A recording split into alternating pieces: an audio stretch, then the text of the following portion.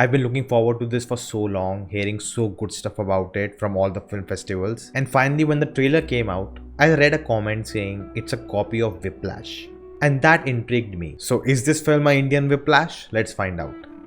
Hello guys, I'm Nona Prince and today we're talking about the Marathi film The Disciple, which went to big international film festivals and won many awards. Written, directed and edited by Chaitanya Tamhane, whose first film was Court, an incredible film. You can check out my review for that. Starring Aditya Modak, Arun Dravid. If you haven't watched it, it's available on Netflix. Go watch it and come back because I'll be going into spoilers now. First, let's talk about the Whiplash comparison. In a thematic sense, both are similar, as in both films are about music and our protagonist is trying to be the best one. And we see their journey to become a great artist. But both the films are very different. And one of the biggest difference is the setup. One is set up in America with Western music and one is set in India with classical Indian music. And that changes everything. And we see that in the film too. With the people who are teaching Indian classical music, they are very idealistic. They feel their art form is the purest, that there can be no commercialization of it. It's not entertainment for people, but it is the artistry which can take you to the divine, can get you close to God. And the art form is a cultural heritage that they need to protect and pass on to the future generation without any corruption. And we see this approach in the cinematography too,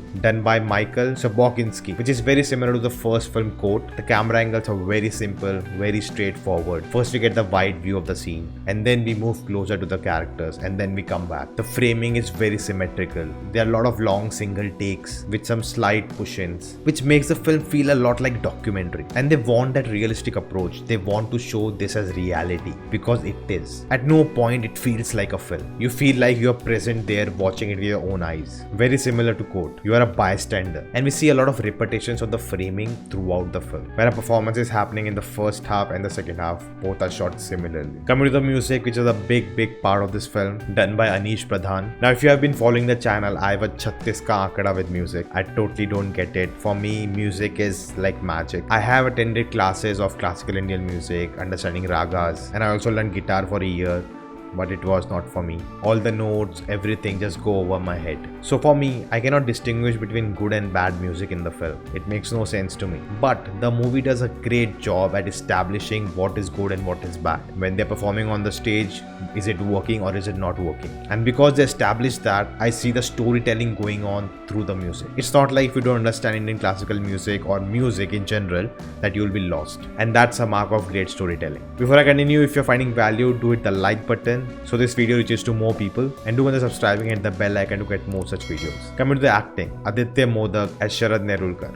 What a performance by him, and what a transformation by him. It took me a few seconds to realize, oh, it's the same person. Would love to see a behind the scene transformation video, just like Amir Khan. He portrayed this struggling artist so well, who has all this pressure on him to live up to his gurus, to become the greatest of all. But the reality is, all artists struggle, they feel lost, and that's very relatable to me. I have been through that and I go through that, and most artists do, believe me. He has been taught the music by his father so passionately. He has invested all his life into it to become the best. But there's this hurry. He wants to get it quick. He doesn't have the patience for the process. His headspace is not clear. He doesn't have pure thoughts. He's listening to the speech of the great artist and trying to follow it, which is telling him to have pure thoughts. Only focus on your ragas. But he is not willing to share this with anyone. He is being selfish. Only he wants it because he wants to become the greatest. His character is flawed. His motivation is not the right one to achieve greatness. And he got that from his father. We hear the dialogue that his father couldn't make it, so he blamed the world. But he will not do the same. He doesn't want to end up like him. So there's this added pressure over him. We see throughout the film, whenever he's listening to that speech, he's on the bike. And in the beginning, if you notice, the camera is in front of him, always. The character is following the camera. He's following the advice. He's trying to catch up. And to the midway point after the school performance, where he becomes really good, for the first time, we see the camera following him. That he has overtaken. He has achieved the goal and he's moving on. But after that, as time passes, we see him in competition with other people, with his peers. He's jealous of them. He's not appreciating their work. He's getting demotivated instead of getting inspired. And he's starting to live in this delusion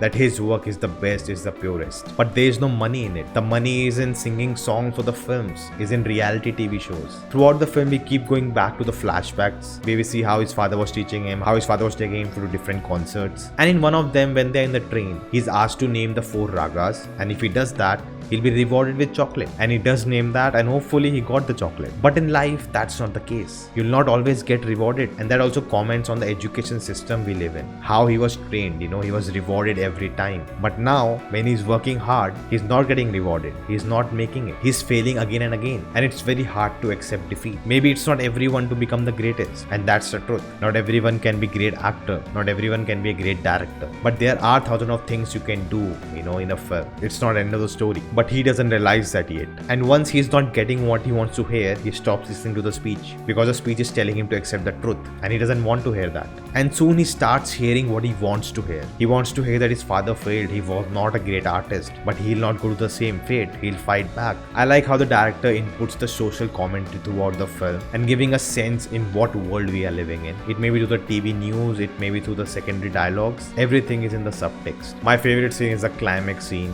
when he learns the truth about people. We look up to people, but those people are not pure. They also have their secrets. Because we only want to see the best parts. That's what we want to remember them for. And once you find out that everything you have learned, everything you have spent your time and life on was built on lies, your world breaks. And by the end of the film, when he accepts his truth, he settles down. He starts a company which will sell music, the thing he actually never wanted to do. And that's life. And the film ends in the train where this guy comes singing a classical music.